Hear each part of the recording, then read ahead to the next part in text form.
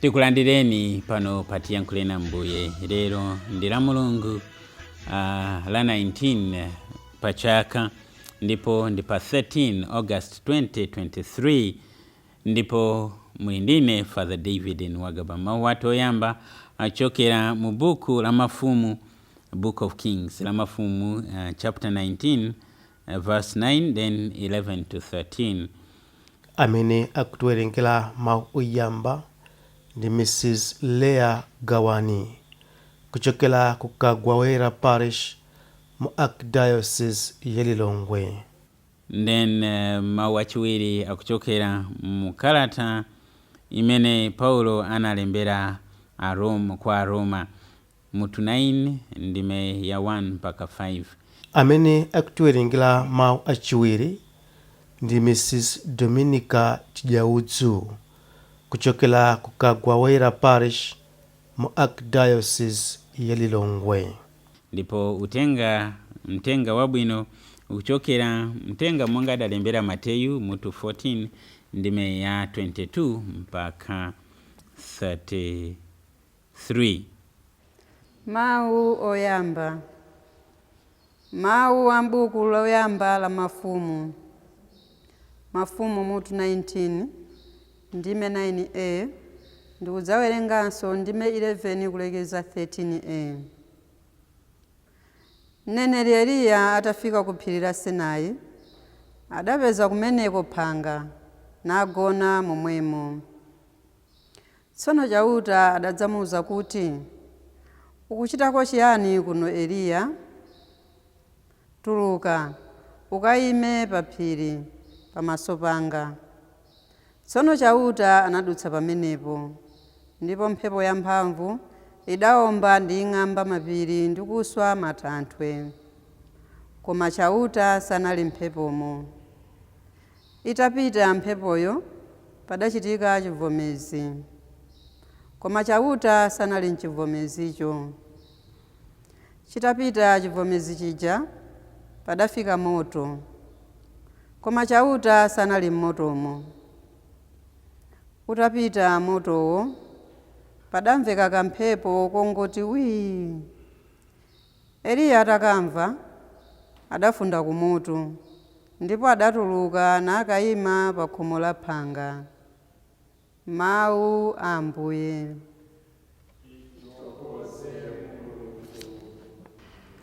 Mawu achiwiri a m'malemba oyera. Mawu a mkalata ya Paulo oyera kwa Aroma. Aroma mutu 9 kuyambira verse 1 mpaka na 5. Abale, zimenezi ndili kukunenezani ndi zoona. Ndine wake wa Yesu Kristo, ndipo sindili kunama ayi. Mtima wanga umene Mzimu Woyera udautsogolera uli kundichitira umboni kuti ndili ndi chisoni chachikulu, ndipo uli kundipweteka kosalekeza chifukwa cha abale anga, Ayuda anzanga. Ndikadakonda kuti m'malo mwawo ine mwini ndikhale wotembereredwa, osakhalanso mwa Yesu Khristu. Iwowa ndiwo Aisraeli amene Mulungu adawasankha kuti akhale ana ake, ndipo adawapatsa ulemerero. Mulungu adapangana nawo mapangano, ndipo adawapatsa malamulo ake. Adawaphunzitsa njira zenizeni zompembedzera, ndipo adawapatsa malonjezo ake. Iwowo ndiwo zidzukulu za makolo athu akale aja, ndipo mpulumutsi wolonjezedwa uja ndi wa mtundu wawo, kunena za umunthu wake, amene ali Mulungu pamwamba pa zonse. Alemekezeke mpaka muyaya. Amen. Mawu a Ambuye.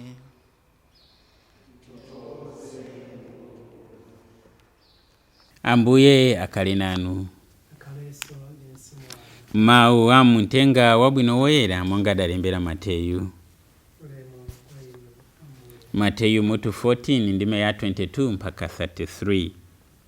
Madzulo omwewo Yesu adalamula ophunzira ake kuti alowe mchombo atsogole kupita kutsidya pamene iye akuwuza anthu kuti azipita kwawo.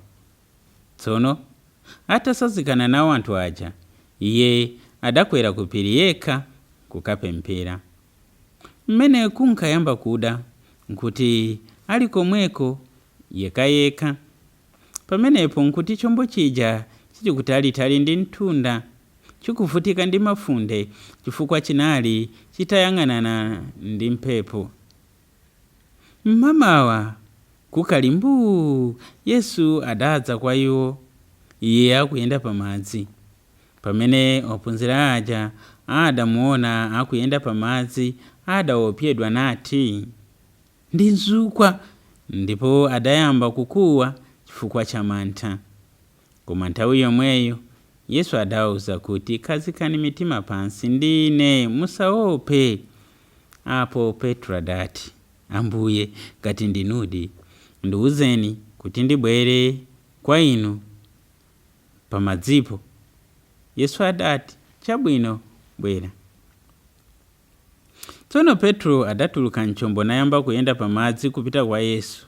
Koma ataona mmene inkawombera mphepo, adachita mantha, nkuyamba kumira. Tsono adafuwula kuti, Ambuye, pulumutseni.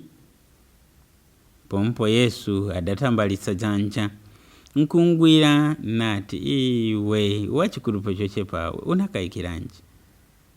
Pambuyo pake awiriwo adalowa mchombo muja, mphepo nkuleka. Apamene anali mchombo aja adamugwadira Yesu adati, ndithudi ndinu mwana wa Mulungu. Mthenga wa Ambuye. Pamalemba amene awerengedwa lelolo ndikutengapo maphunziro awiri bonus lesson ndi imodzi. Ndipo phunziro loyamba limene ndikulitengapo lero ndi ili: if you still look for greatness in the noise, you may miss it.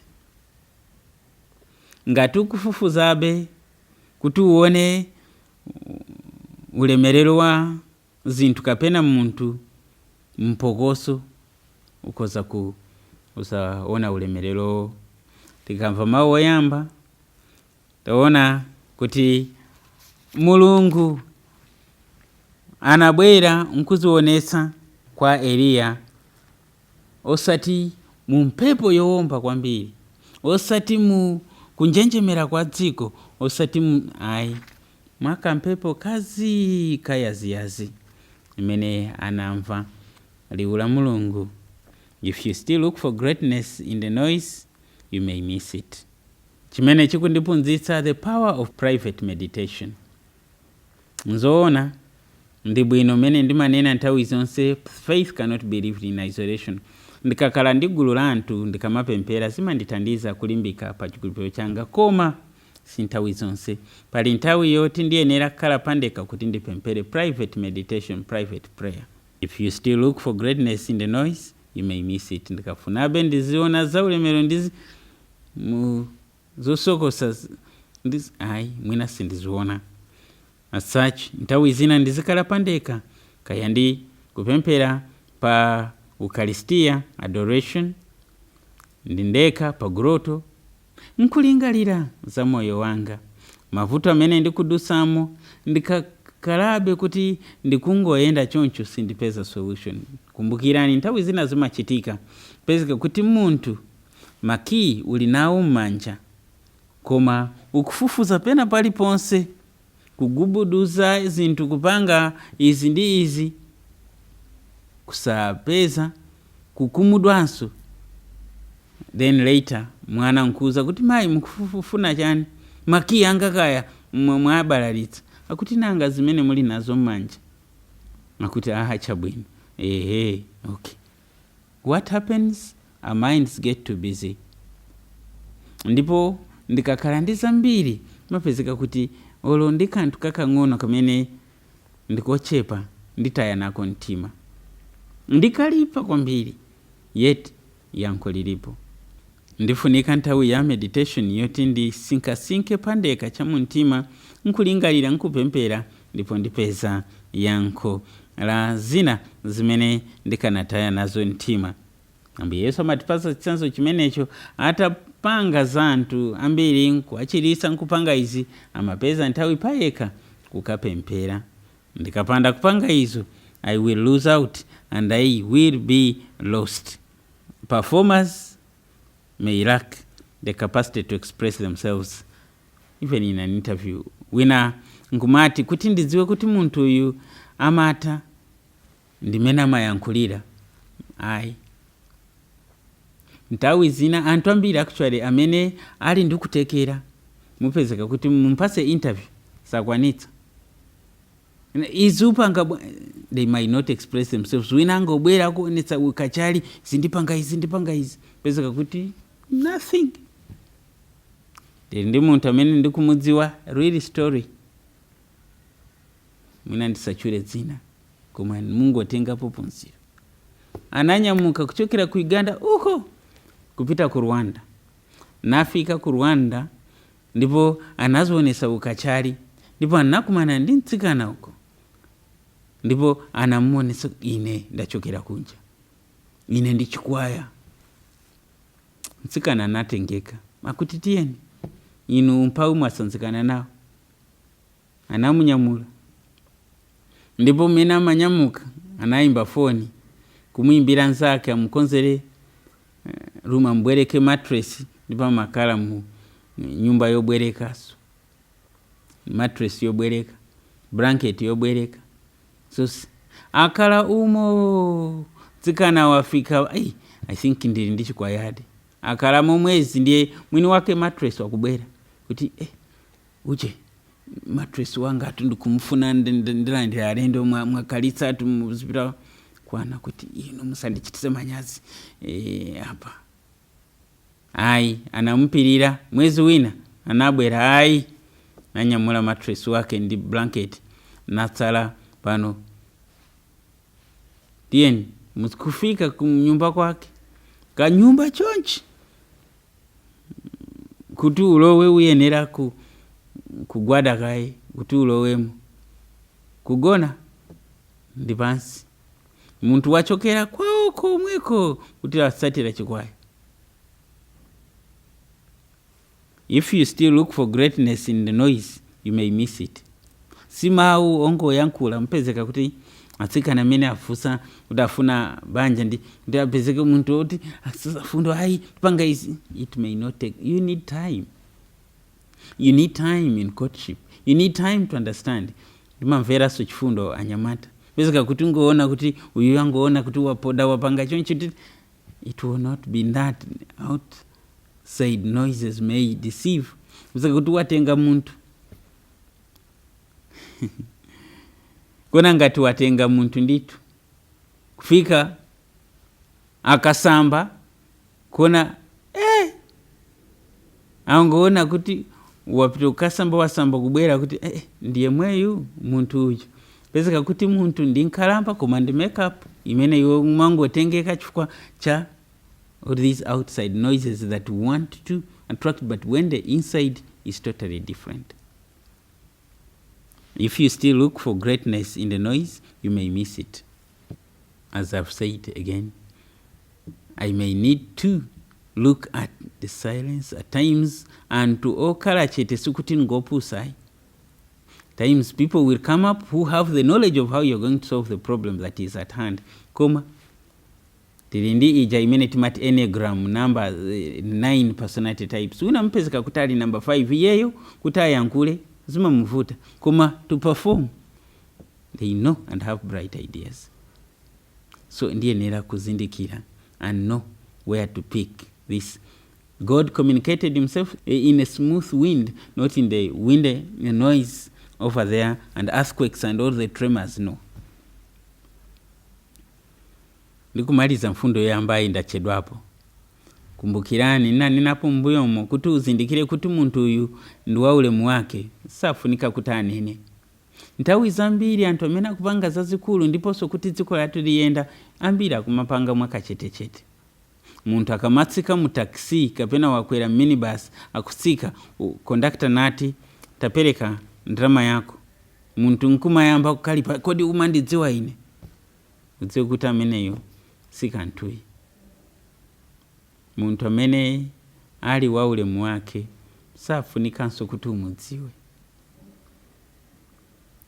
Ngati wakwera uyenera kulipira ndiye zokudziwa kuti ndiwe ndani, lipira ndalama yako uzipita. If you still look for greatness in the noise, you may miss it. Phunziro lachiwiri ndi ili, if you see that prayer is something that will delay you, move on, and then you will realize that it would have been best to pray first. Ngati ndingaone kuti pempero ndilo ndichedwetsa, chabwino ingopitilirani, pitani pempero lisiyeni, tikakumana nazo tizindikira kuti linalofunikiradi. Ndikuona kuti ophunzira aja amusiya Yesu agwiragwira zintchitozo pano, yeyo apita kukapemphera payekha ndiyesa kuti ndingoyerekeza kuti sana peze mpata yoita akapemphere pawokha. Apita amusiya Ambuye Yesu kumbuyo, akumana ndizoopsa ndi ziphinjo. Ndifuna ndipite pa ulendo malo moyamba ndi pemphero just 2 minutes, ndiziti ndiuyambapo ndipita ndekha. Without that ndikakumana nazo ndisalire, ndisakuwe, ayi misa iyi ndichedwetsa ndipita uku sindipemphera nawo. It would have been best kuti ndiyambe ndi misa ndisanayambepo zinazi, ayi izi delay. If you see prayer as something that will delay you, move on, and then you will realize that it would have been best to pray first. Akumana ndi mafundo opya, ndipo muntu amene anamusiya kumbuyo ndamene pano wabwera kuwapulumutsa, otherwise akanamira. Bonus lesson imene ndikuitengapo imodzi ndi iyi, the troubles I am in now could be because I have chosen to leave Jesus behind, and the crossing of the sea has been made on my own. The troubles I'm in now could be because I have chosen to leave Jesus behind, and I've chosen to cross the sea alone. Mavuto amene ndikudusamo mwina nchifukwa choti Ambuye Yesu ndamusiya pambali, ndifuna kuwoloka nyanja pandekha. Sindikwanitsa. May God give you the grace. May He give me the grace to live this coming week better than I lived the past one. Amen.